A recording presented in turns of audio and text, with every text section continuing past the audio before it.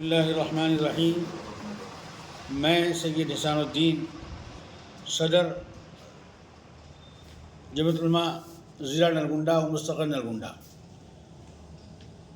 یہ بیان دے رہا ہوں ریاستی الیکشن کے فوراً بعد 2024 کا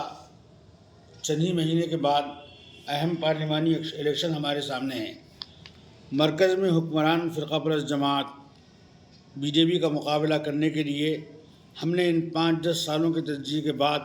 سوائے کانگریس کے کسی کے اندر اہلیت نہیں دیکھی ہے۔ علاقائی جماعتیں کبھی ادھر کبھی ادھر آتی جاتی رہتی ہیں، جبکہ کانگریس نے سیکولرزم کو برقرار رکھنے کی ہمیشہ کوشش کی ہے۔ افسوس کہ ہماری ریاستی حکومت کئی ملک و مسلم مخالف بلوں کے اندر پارلیمنٹ کے اندر بی جے پی کا ساتھ دیتی آئی ہے، اور وہ کم از کم انڈیا اتحاد کا بھی حصہ نہیں بن سکی۔ چند چھوٹی موٹی اسکیمات کو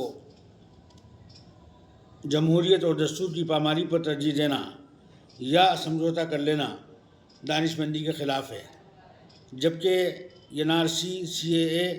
اور یونیفارم سول کوڈ کی تلوار ہمارے سروں پر لٹک رہی ہے، جس کا آغاز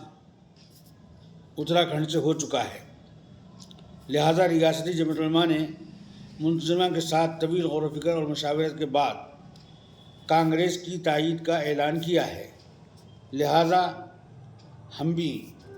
جو جمعیت علماء کی ایک شاخ ہیں، مرکزی جمعیت علماء کی، نلگنڈے کی کانگریس امیدوار سے چند مطالبات کی ضمانت کے بعد مستقر اور ضلع نلگنڈے کی کانگریسی امیدواروں کی تائید کا اعلان کرتے ہیں، اور تمام مسلمانوں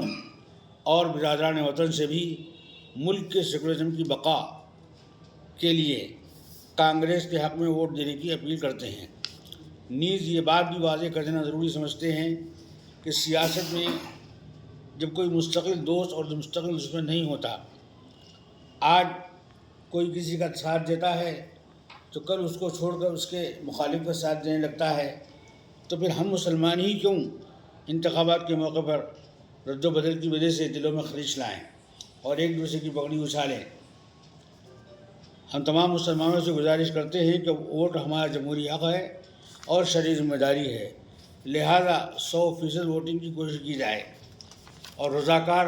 محلے کے اندر نوجوان وہ دیگر ضعیف اور معمر حضرات کی مدد کریں اور ان کی ووٹنگ کو یقینی بنائیں۔